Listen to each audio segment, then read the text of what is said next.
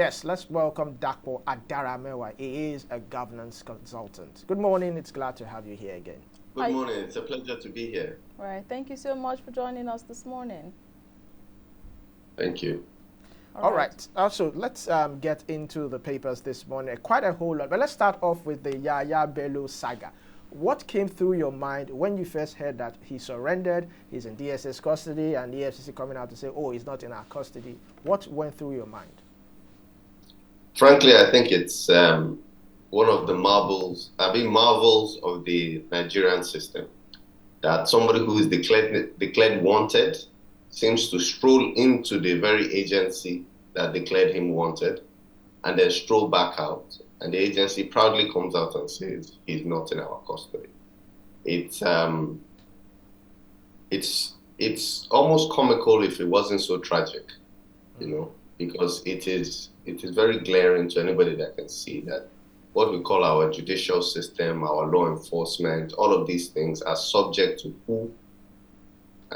who the alleged criminal is. It's very, very clear. This is the same agency that goes around raiding hotels, raiding clubs, arresting young men. Not to say that those young men haven't done wrong, but if the agency has the confidence to do all of this and arrest people and all this dramatic thing that they do, how come a wanted criminal seem to walk into their offices and then walk back out? It's just, like I said, it's shocking, and if it wasn't so tragic. And I think the most painful part above all is how we as Nigerians, we come to just look at it as one of those things. The average Nigerian, when they saw it, they're just like, well, we've almost become used to this level of shall we say, failure in the system, and it's a painful thing to see. Do you actually believe he walked into the EFCC premises, or it was just all fake news? I'm not too sure. If we are to go by what some news houses have said, then it is true. We saw some images. That's another thing that begs the question in this day and age. How sure are we that those images are recent, if they're true? But it certainly would be interesting if it turns out to be true that he walked into their office and walked back out. Right. All right. Thank you for your thought on that. But let's digress a bit to the Edo polls happening on Saturday. Just 2 days ago, with this whole fuel situation in the country, there was a headline talking about how this fuel situation might affect logistics and what have you in terms of the polls. And the Vanguard newspaper has a headline this morning talking about how the CDS, the police, and NSCDC has come out to warn troublemakers, just as INEC has deployed 5,000 beavers and 18,000 ad hoc workers. That's from the Punch newspaper. Now, I'd like to get your perspective as a governance consultant, seeing that we're in a digitized age, a headline coming up about logistics, fuel scarcity, and the elections. First off, how does this greet you? And should we expect something different in terms of the usage of beavers and IREV and what have you? Should we expect something different from what we saw in 2023 for the general polls? I think what we saw in the last polls was a huge embarrassment to the judicial system and huge embarrassment to INEC, the slap in the face of Nigerians. Now, thoughts are being planted now that petrol might mean that, the physical forms are not being carried, whereas the Constitution already provides for there to be electronic transmission of results. Whether or not they would adhere to that in this round of elections is yet to be seen. At this point, it seems like our country is being run as a full-time banana republic, in the sense that there are no rules, there are no laws, all of it is just subject to the power of the people who are at play. We would hope that there will be electronic transmission of results. We would hope that an institution like INEC of such magnitude would be able to provide enough fuel. And if they cannot, maybe they should contract it out, because we all know that yes, there's fuel scarcity, but in reality, if you have enough money, I'm very sure you can order almost 5 tankers today and get it by this evening. You might pay an inflated price to get it, yes, but you will get that fuel. But isn't that a problem as well? Isn't that a problem if there's scarcity, but when someone has money, they can actually order for a lot when people out there cannot even see little to buy? Isn't that the problem we're also trying to solve? You are very right. The truth is there are many layers of problems in this country. Yeah, in fact, God is helping us. We will make it through. But there are many, many layers of problems. But what I'm trying to illustrate is that a whole federal institution as critical to our democracy as INEC should not get to hide behind the fact that there's fuel scarcity as an excuse for not being able to provide petrol, such an important and essential task. It would be an admittance of wholesale failure and incompetence on the part of the leaders of INEC, So let us hope that they will not, to me, all of this sounds like, when they are wetting the ground for potential serious rigging. So what they do is they start planting it in our heads that, okay, there might be fuel scarcity, there might be this, so that by the time the manipulation should start, it will be as if, okay, we had already told you that this is a possibility. But it shouldn't be. There should be electronic transmission of results. INEC should be able to provide, enough petrol for its people and its representatives to go out there. We're not talking about a presidential election that's happening all over the country. We're talking about a state election. I'm not too sure how many polling units there are, but I'm very sure it's a number in which that INEC as an institution should be able to handle. All right, thank you very much. Let's shift our attention to Borno. Now, donations to Borno flood victims has hit 11 billion naira. Now, I'm very skeptical because we know what corruption does to our economy. So how can we ensure that there's accountability and transparency in the donation, sharing, or distribution of relief materials in Borno? Secondly, some analysts have said that money should have been given to the National Emergency Agency, that's NEMA, to distribute instead of sending it to the state governor or the state government. What's your thought on that? I think for regards to transparency, there are many agencies, so there are many institutions that can assist with that. We have the likes of Budget It that helps, monitor the budget and its expenditure. We have another NGO that's called Follow the Money that helps monitor down to the grassroots how money is being spent. So there should be a sense of openness to all of this and say, okay, this is where the 9 billion arrived, and they should be able to give accounts, publish accounts of what has been done with the money, where it has gone in such a way that we can verify, we can track it down. But generally, it's always going to be a major issue when you talk about money passing through the hands of politicians. Anybody that thinks that, the devastating, tragedy that is ongoing is enough to make these people take their hands off probably doesn't understand politics enough. There are men out there that will watch the people of that state suffering and dying and impoverished while stealing this money that we're talking about. Let's hope that 11 billion can make a difference. But what I would love to see, rather than all this, fire brigade approach, is that why don't we raise another extra 11 billion now and start putting in flood prevention strategy that we cannot see? Must we wait until this happens? Talking about being proactive. Yeah, it's about being proactive. These things, we've gotten to the day and age in science where none of these things are unprecedented. Even typhoons and hurricanes and all these things are accurately predicted and people are preparing for them. So let us put in place strategies that would ensure that the next time there's flooding, the people are kept safe. That is what I would hope for. All right, thank you so much for your thoughts. There's so many things on the headlines today, and this particular one caught my attention. And Olumide and I just made a quick joke about it. Now, the Punch newspaper has this: private employers paying below 70,000 naira, which is the new minimum wage, risk jail term. Now, this statement is credited to the Permanent Secretary of Ministry of Labor and Employment, Kacholo Kacholom Daju, where she stated this on Wednesday, saying that the new minimum wage is a current, it has been signed into law, and as such, no worker, both at the government and private level, should be paid less than 70,000 naira, or they risk jail term. First off, what's your perspective to this headline? And how do you think the federal government, through the Ministry of Labour and Employment, intends to carry out this operation, if I could use that word?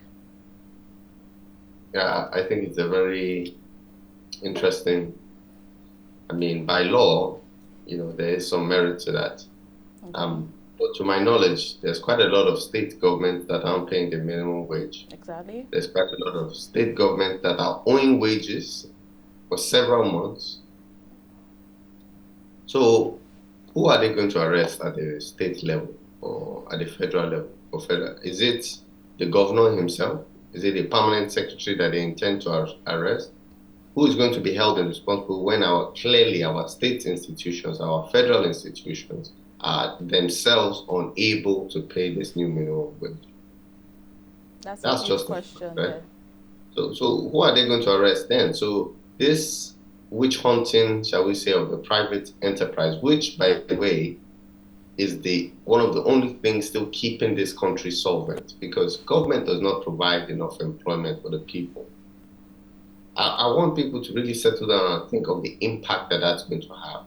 So all those small shops that you stop at, you buy egg, all those kind of things, and there's one young girl there. Now, I want you to try and calculate how much profit you think the owner of these small shops is making. Now, if they were paying, which would be 840,000 naira a year in wages just for that one person that is there, how much profit do you think they are making from these small shops? Now, bearing in mind that this private enterprise, this small business, his rent has gone up. Exactly. Because the landlord is trying to survive inflation. Power has gone up. His fuel has gone up. His rent has gone up. In order to survive, a lot of people are cutting back on their purchases, meaning on average, his income has gone down. His expenses have gone up.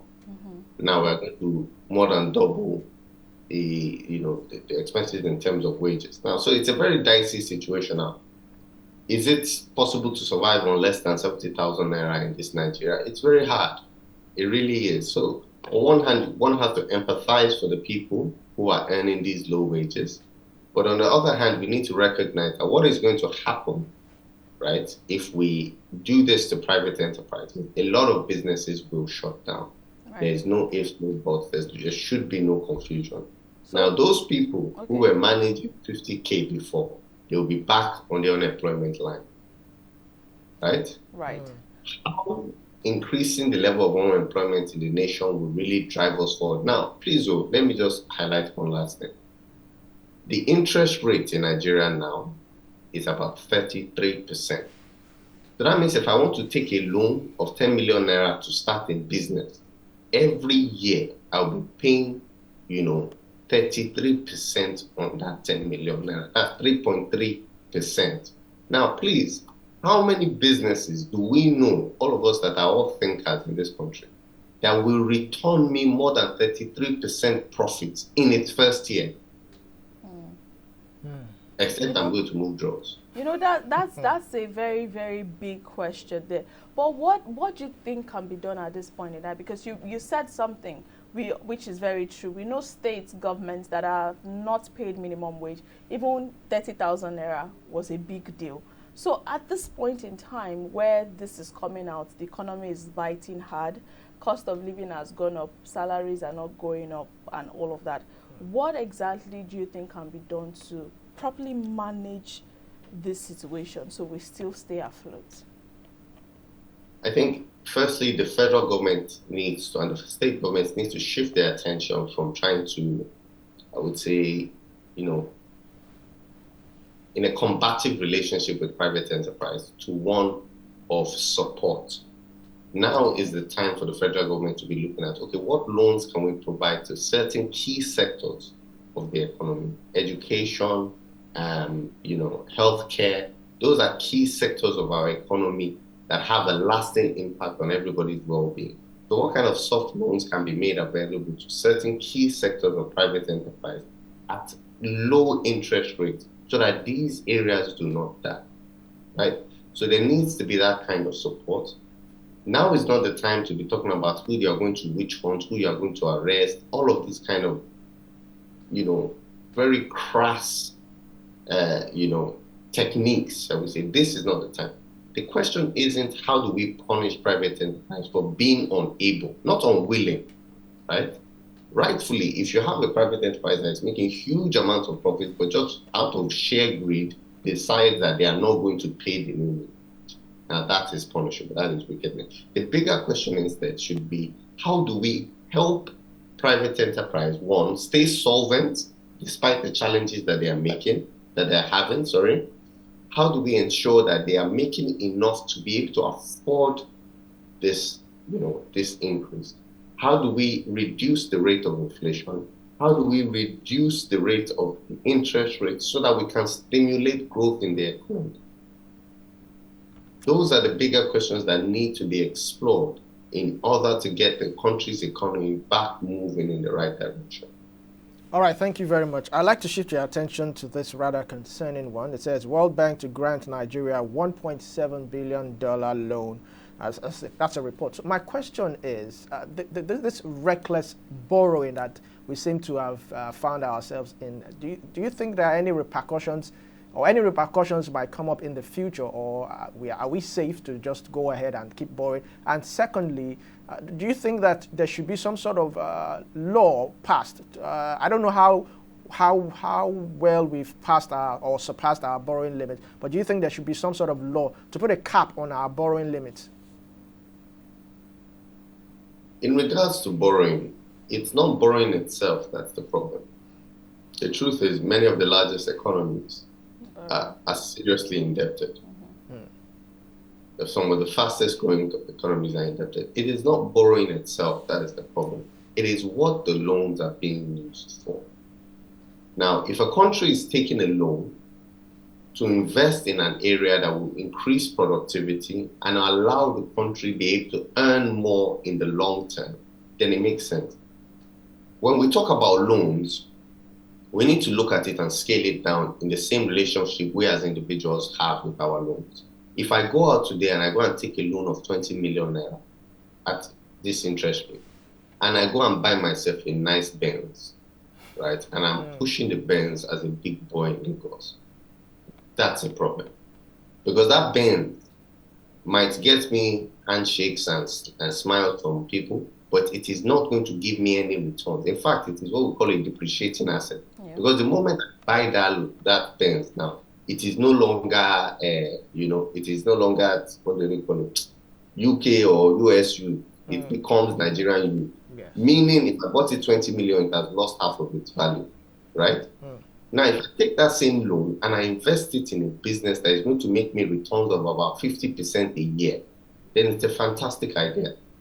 Because even when I pay the interest off on the loans, I still have extra money to hold on to. So the question is, what is Nigeria and what has Nigeria been doing with all the loans?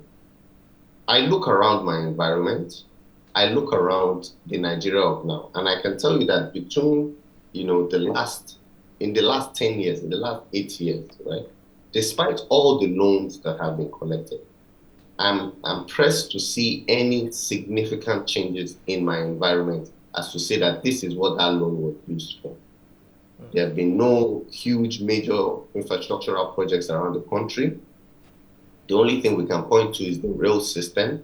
How sufficient and efficient that rail system is another question, because we spend billions of dollars basically installing one of the older models of rail, while the whole world is looking at ultralight rail, super fast rail. We are investing billions, right, into these old rail systems. So we're investing into, and we're mismanaging this loan. You're taking loans and you're executing contracts that are 10 times, the actual value. We're spending 10 times the actual amount that should be spent on a particular project. It makes making returns on these loans near impossible. That is where we really have a problem. So the government needs to come out and tell us, give us an account for the loan we've been taking. Point us to what you've done, what you've achieved. Have any new ports been built in the nation? What has been the end result? What has been in fact, what has been the returns on the previous investment that you did? Well, thank you very much, Dapo Adaramewa. We do appreciate your thoughts. You have been very brilliant. We do appreciate it. Thank you very much. Thank you so much. Enjoy the rest of your Thursday. Thank you. Thank you too.